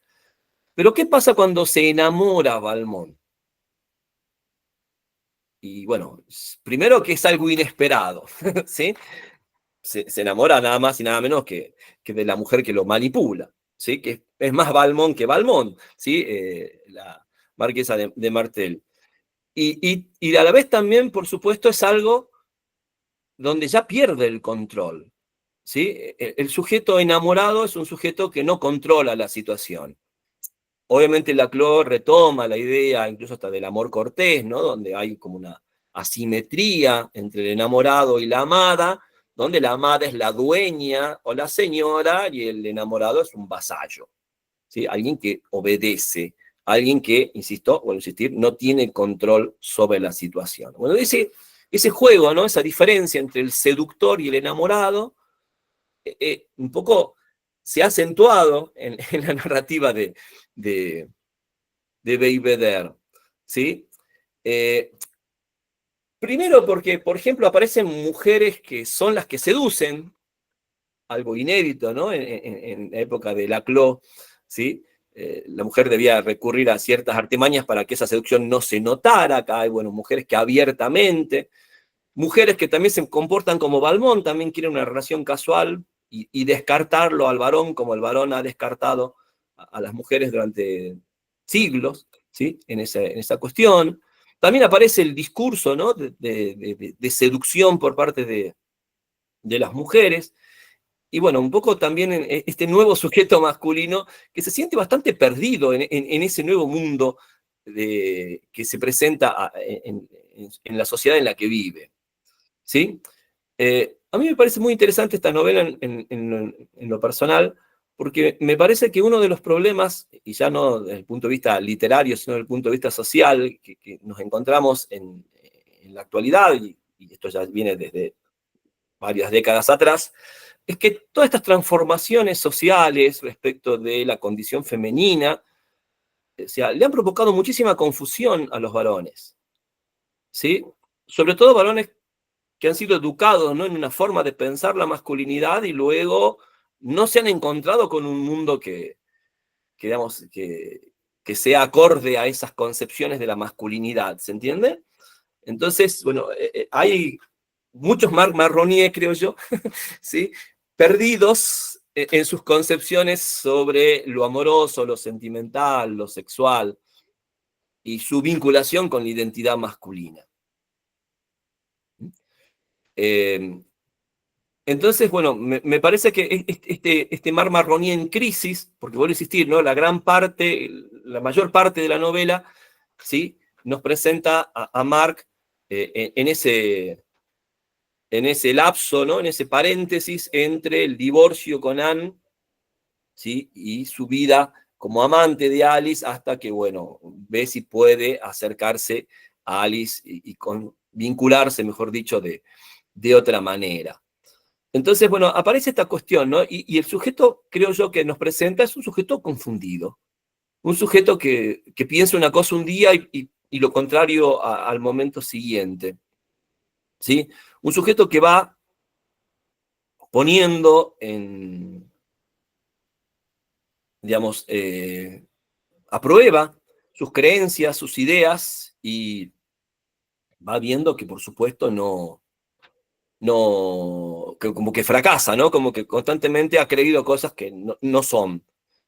Y lo interesante es que, por supuesto, va viendo Marronier cómo la literatura ya se lo ha advertido, ¿sí? Es decir, todas estas cuestiones que atraviesa Marronier ya están en la literatura, ¿no? Ya, no sé, Camus en el mito de Sísifo ya dio algunas señales de lo que le pasa a Marronier, no sé, Marguerite Duras, Laclos, Scott Fitzgerald, François Sagan, o sea, ya han ido como mostrando ese sujeto masculino, porque por supuesto Marronier piensa solamente en términos de género masculino, es decir, la novela es una novela de un universo masculino y centrada en la percepción y la construcción de la masculinidad. Bien, y que por supuesto pone en tela de juicio, insisto, con estos discursos que hasta el día de hoy andan circulando y tienen quizás hasta cierta hegemonía, habría que pensar, ¿no? ¿Qué tanta influencia realmente tienen los influencers, ¿no? Es decir, si realmente es una cuestión que se da solamente en las redes o realmente tiene un impacto real en la vida de los sujetos, ¿no? Que es un debate que también se genera mucho en la actualidad, ¿no? Es decir, por ahí, vuelvo a insistir, lo que decíamos nosotros acerca de los cuerpos, ¿no? La virtualidad hace que muchas veces haya como una dualidad en la vida de los sujetos, ¿no? Una cosa es la vida de las redes, la vida en la virtualidad, y otra cosa es la vida en el ámbito real. Y a veces los llamados influencers tienen una órbita reducida solamente a la virtualidad, ¿sí? Al consumo, como, no sé, como distracción, como producción de ficción, como una idea de construcción imaginaria, pero que en la vida real, digamos, se contradice con eso, ¿no? Y vuelvo a insistir, eso ya está en Marronier, ¿sí? Esa contradicción ya de ese sujeto masculino está presente en esta novela de Belvedere. Bien, lo interesante, y esto lo charlaremos en el próximo encuentro, es que, bueno, la figura de Alice va a ir modificando la experiencia del sujeto y, por supuesto, cuando se modifica la experiencia, las ideas. Bien, entonces, esta ansiedad que hay al final de la novela por ver si realmente el amor dura 3 años, ¿sí? Si se vuelve a confirmar la hipótesis que de algún modo se había confirmado con su divorcio con Anne, bueno, está ahí como esa ansiedad o esa expectativa que tiene el narrador respecto de esa nueva relación. Bueno, no sé cómo ha sido la lectura de Belvedere hasta el momento, si han podido terminar la novela. Bueno, hace rato Teresa nos mostraba la edición en francés. A ver, ¿quién quiere comentar cómo ha sido la experiencia? Todavía tenemos algo de tiempo. A ver, ¿querés comenzar vos, Teresa? Además que lo has leído en la Tiene lengua. desnuda en la tapa. Bueno, sí, a mí me divierte, me encanta, me parece muy, no sé, yo calculo hace 30 años, capaz en mi juventud, un personaje como Marc Mahoney, Baby Bear, me hubiese parecido odioso, insoportable, de esas personas que viven de las apariencias, que le encanta el mundo top, pero ahora me parece muy divertido. Eso que él llega a las reuniones sociales y todo el mundo lo saluda, pero después siente un vacío enorme. Y pese a que él denosta el matrimonio, esa escena donde él vuelve de una fiesta que tomó, que conoció mujeres, que estuvo brillante, y siente un vacío enorme y dice, ¿dónde están todos aquellos amigos que el día de mi boda se atiborraban de bocaditos, ¿no? Y bueno, que se quiere suicidar, que después la empleada lo encuentra atado con unas corbatas, totalmente deshecho. Me parece que, no sé, me divirtió. Yo ya la había leído a la novela, pero ahora volviéndola a leer, la verdad que es genial el tipo cómo plantea todo, con un humor, esta descripción que hace del matrimonio burgués, que pinta a las pobres mujeres que van como una especie de matadero, ¿no? Con todos los pajaritos, el vestido, la música, para después desembocar en algo que es totalmente decepcionante.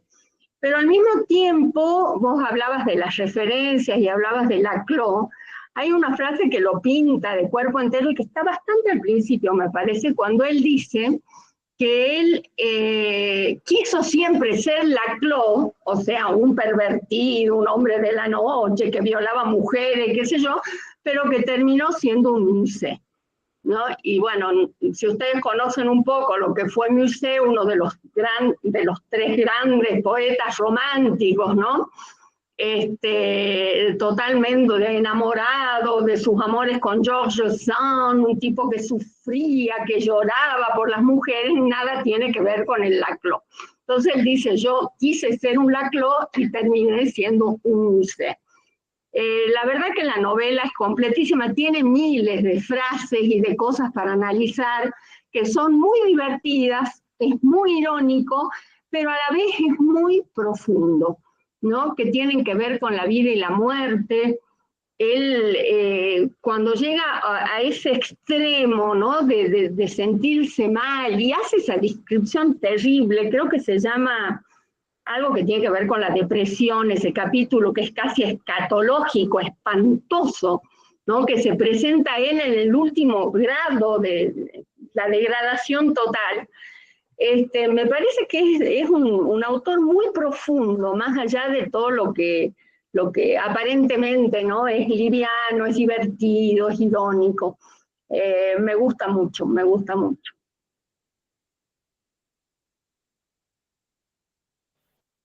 Muchas gracias, Teresa. Bueno, creo que esa frase, un poco de Laclau a Musset, tiene que ver con esto, bueno, de esta confusión de la que yo les hablaba. Es decir, por un lado hay todo el tema de la hipersexualidad y de la hipermasculinidad, hay toda una serie de mandatos sociales sobre el varón respecto y por otro lado está el discurso romántico, ¿sí? Que también, bueno, valora la sentimentalidad o exacerba una sentimentalidad idealizada y exacerbada, también hay que decirlo, ¿no? Entonces, un poco está ese debatirse, ¿no? Entre esos dos extremos, por así decirlo, entre los que este sujeto se siente perdido. Y bueno, coincido lo que decía Teresa, y un poco hacía referencia también a esta cuestión de esta capacidad que tiene el narrador en medio de esa vorágine, ¿no? De hechos, de situaciones, reflexionar sobre la vida del hombre moderno, ¿sí? Reflexionar sobre las instituciones, reflexionar, por eso en ese sentido, Belvedere está muy próximo a la tradición literaria de la novela francesa, ¿sí? Es decir, esto que somos tiene que ver con el mundo en el que vivimos, esto que somos tiene que ver con el medio físico, el medio social, tiene que ver con la edad que estoy atravesando, ¿sí? Porque también un poco esta idea, ¿no? de este joven, es como paradójico, ¿no? Este joven que quiere envejecer, porque está harto de ser joven, ¿sí? Porque por lo que implica la juventud, y luego este viejo Belvedere que añora la juventud, ¿no? Que es un poco esa contradicción también tan del hombre moderno, ¿no? El joven que quiere crecer, quiere ser adulto rápido, lo más rápido posible, y cuando llega a la vida adulta añora, ¿sí? Con extrema melancolía el tiempo pasado, ¿no? Entonces, ese tipo de contradicciones, vuelvo a insistir, están muy presentes en la narrativa de Belvedere. ¿Alguien más quisiera agregar algo? Contarnos cómo ha venido siendo su experiencia. Marta, y después Laura. No, Laurita, me gusta. Bueno, a ver, escuchamos a Laura y después vamos a Marta. Bueno, me falta terminar de leerla, no la terminé aún, pero bueno, yo fui como rescatando, marcando las definiciones que él va dando de lo que es el amor para él y también lo que es el matrimonio. Y cuando él habla un poco del amor, me parece, como vos decías, Ariel, se muestra como un sujeto confundido, ¿no? Porque él, por ejemplo, en algunas partes dice como que el amor es un combate o una batalla que se pierde desde el comienzo. Después dice, bueno, dura 3 años, ¿no? Primero la pasión, después la ternura, después el aburrimiento, y ahí trae a colación los autores que también lo dicen, ¿no? Como Stendhal, Barthes, y bueno. Y después, bueno, la felicidad no existe, el amor es imposible. Pero después dice, el amor se termina cuando ya no se puede volver atrás. O sea, como que no existe, pero como que el amor por ahí sí existe, ¿no? Es como, yo noto como que él se contradice en algunos momentos, ¿no? Cuando reflexiona sobre el amor. Dice, es la única decepción programada, ¿no? Y después dice, no hay amor feliz. Bueno, eso es lo que rescaté de toda la primera parte, después ya no seguí. Y con respecto al matrimonio, él, bueno, de entrada él dice que es una gran estafa, ¿no? El matrimonio es una gran estafa, una mentira. Casarse es el mejor medio para arruinar un amor verdadero, ¿no? Como que ves, ahí también él como que cree que puede haber un amor verdadero, ¿no? Pero que el matrimonio, bueno, termina con eso. Y sí, lo que decía Ariel, en un momento dice, es un modelo impuesto por la sociedad burguesa, es un objeto de un colosal lavado de cerebro. Y eso viene desde el mundo publicitario, desde el mundo cinematográfico, ¿no? Periodístico e incluso literario, ¿no? Para hablar un poco. Bueno, y después también hay otras cuantas definiciones, digamos, sobre el matrimonio, y bueno, al punto también de mencionar la frase familia las odio, ¿no? Que hace también, hay como una intertextualidad, me imagino, hay una película, yo me acuerdo de hace mucho, que se llamaba así. Bueno, y también les comento, por si la encuentran, hay una película sobre, creo que se llama así, El matrimonio dura 3 años. La busqué porque me aparecía que estaba en Prime y no, ya se ve que la sacaron porque no está en Prime, pero debe andar por ahí. Bueno, eso era, gracias. Sí, pero en YouTube está, ¿no? Muchas gracias, Laura. Está en YouTube. Buenísimo, sí, buen dato. Tiene una versión cinematográfica. Bueno, voy a lo que planteaba Laura, y es un tema que vamos a tener que desarrollar en el próximo encuentro, y seguramente va a aparecer por lo menos en un par de novelas más, que tiene que ver con la relación entre amor y felicidad. También ya hemos hablado de esto en otros encuentros, y en el taller anterior, respecto a esta cuestión, ¿no? Porque pensemos que en la literatura, sobre todo la literatura del siglo XVII, y pensemos los nombres, ¿no? Shakespeare, Lope de Vega, Cervantes, Quevedo, Góngora, Sor Juana, qué sé yo, no sé, francés, distintos, no sé, Molière. El amor era padecimiento, el amor es sufrimiento, el amor es algo contradictorio, ¿sí? El amor es, como dice muy bien Beigbeder, en estos poetas, en estos autores, ¿sí? Una expectativa que termina en desilusión, ¿o no? ¿Sí? Recuerdo la definición que da Romeo en Shakespeare, en Romeo y Julieta, ¿no? Cuando está enamorado no de Julieta, sino de Rosalinda, y utiliza una serie, bueno, en la retórica el nombre es oxímoron, ¿sí? Esta figura retórica de lo contradictorio, donde los contrarios no están opuestos, sino que están unidos en algo que resulta incluso una imagen casi de tipo absurda, ¿sí? O no sé, pensemos los sonetos, los famosos sonetos amorosos de los poetas del siglo de oro español, ¿no? Lope de Vega, esto es amor, quien lo probó lo sabe, dice uno de los famosos sonetos de Lope de Vega, ¿no? O hay uno del soneto de Quevedo que dice, este es el niño amor, mirá quién, así, el último verso es el que en todo es contrario de sí mismo. ¿Sí? Describe al amor, al niño amor, que es Cupido, y el último verso, fíjese, ¿qué amistad tendrá con nada? Así es el verso. ¿Qué amistad tendrá con nada el que en todo es contrario de sí mismo? ¿Mm? Entonces también tenemos esa contradicción, ¿no? Hay una tradición amorosa que nos dice que el amor es felicidad, el amor es un estado de beatitud permanente, y hay otro que dice, no, eso es, ¿sí? Una falsa expectativa, el amor es desilusión, el amor es desear eso, alcanzar eso y quedarse a medio camino, ¿sí? Entonces también aparece esta cuestión en nuestra cultura, ¿no? Bueno, ahí Amelia también habla, ¿sí? Otra referencia, ¿sí? A la cuestión bueno, del dolor y del sufrimiento y la desilusión. Y pensemos que muchas veces lo que llamamos historias de amor, novela de amor, canción de amor, en realidad hablan de eso, ¿o no? ¿Sí? De esa desilusión, de esa amargura, de ese dolor, de no estar con la amada, de haber sido abandonado por la amada o el amado, ¿sí?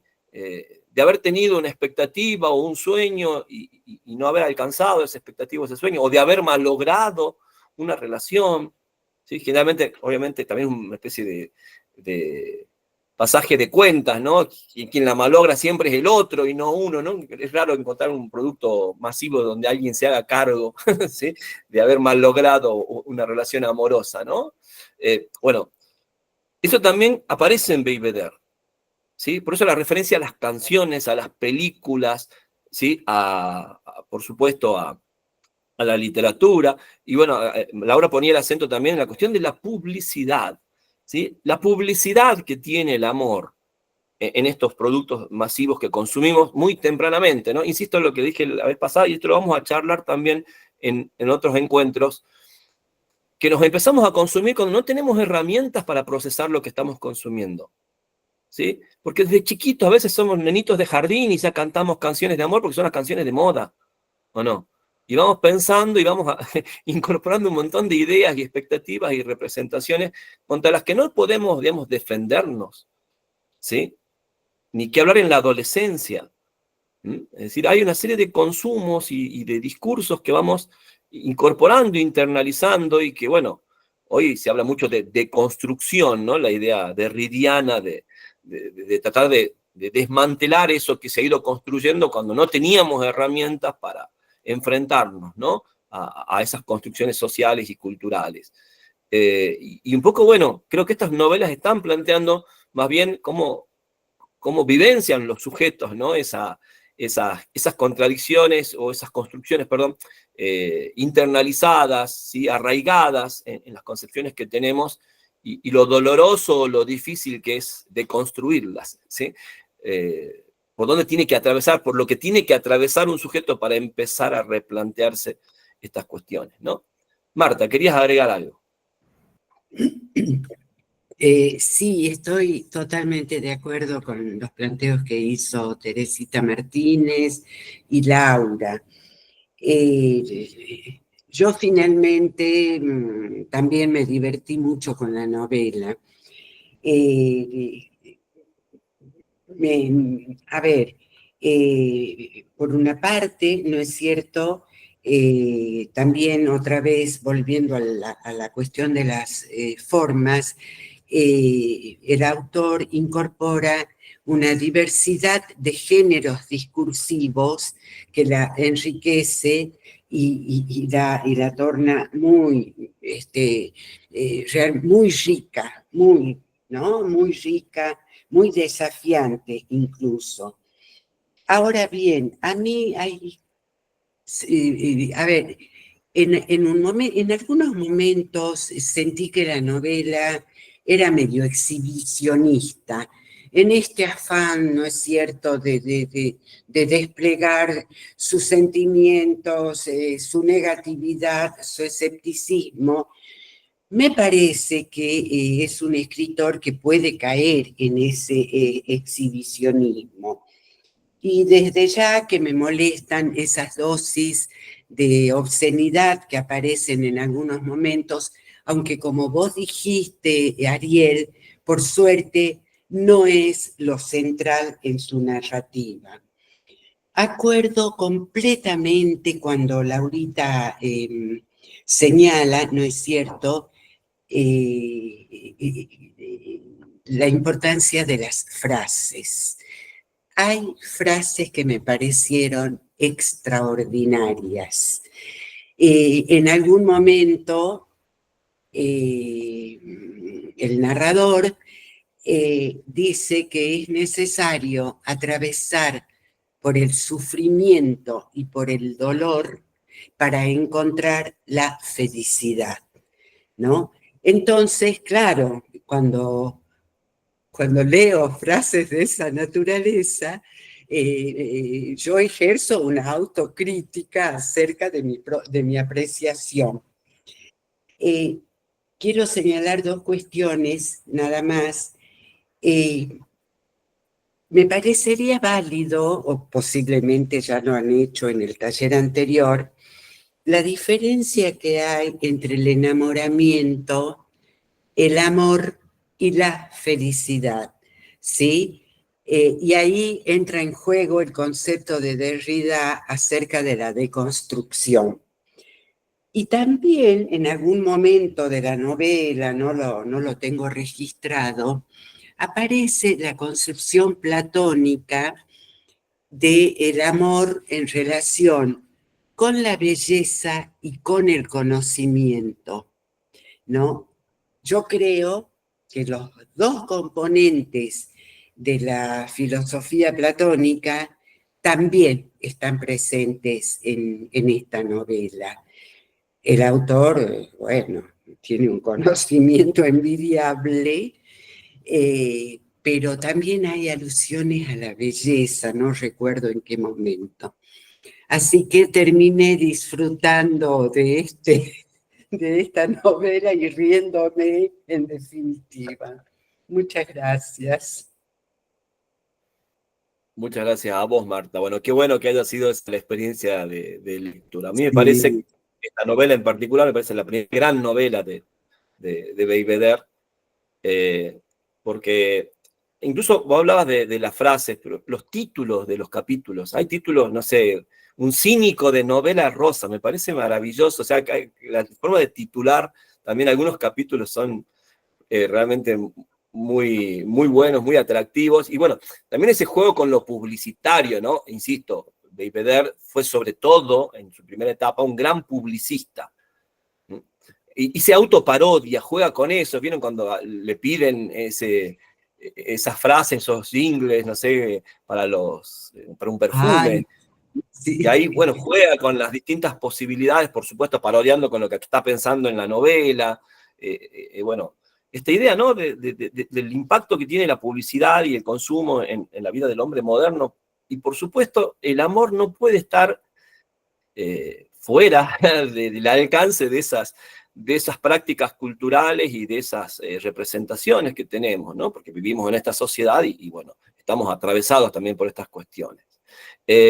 Respecto a lo que decía Marta, bueno, recordarán, y viene a colación lo que habíamos hablado en este taller, es verdad que lo reduje bastante porque lo había desarrollado mucho más en el primero, sobre novela sentimental, la influencia del banquete de Platón, ¿sí? Porque es en ese diálogo, en el famoso diálogo del banquete de Platón, donde aparecen, ¿sí?, para mí, lo que también he estudiado, las principales líneas de desarrollo del pensamiento occidental sobre las relaciones amorosas, que se complementan un poco con las de la tradición judeo-cristiana, que luego la Iglesia Católica, sobre todo, va a tratar de, digamos, de unir, ¿no? O de acercar, por lo menos, ¿no? El platonismo es muy importante en la construcción de ciertas ideas de la cristiandad, en la Edad Media principalmente, ¿no? Y luego, por supuesto, se va a ir como divulgando en otras producciones culturales, como la del Amor Cortés, que es un poco la que más desarrollé en el primer encuentro, porque, bueno, tiene mucho que ver, creo yo, también por la región en la que surgió y desde donde se divulgó con la cultura y la sociedad francesa, ¿no? Así que también un poco esa cuestión que vos señalabas, Marta, me parece totalmente también a considerar y a tener en cuenta en la lectura de Belvedere.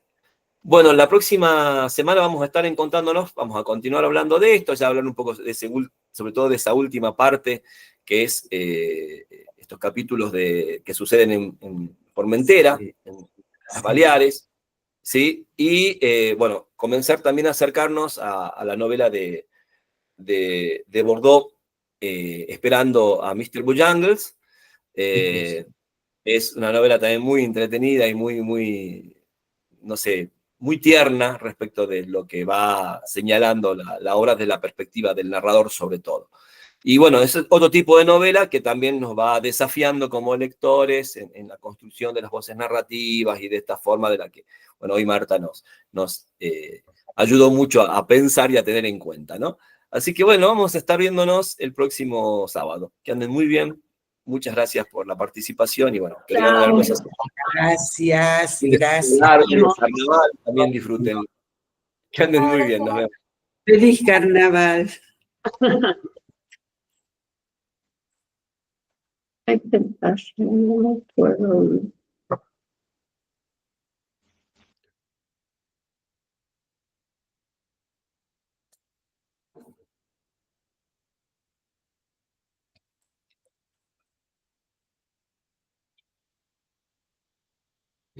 ¿Dónde estará?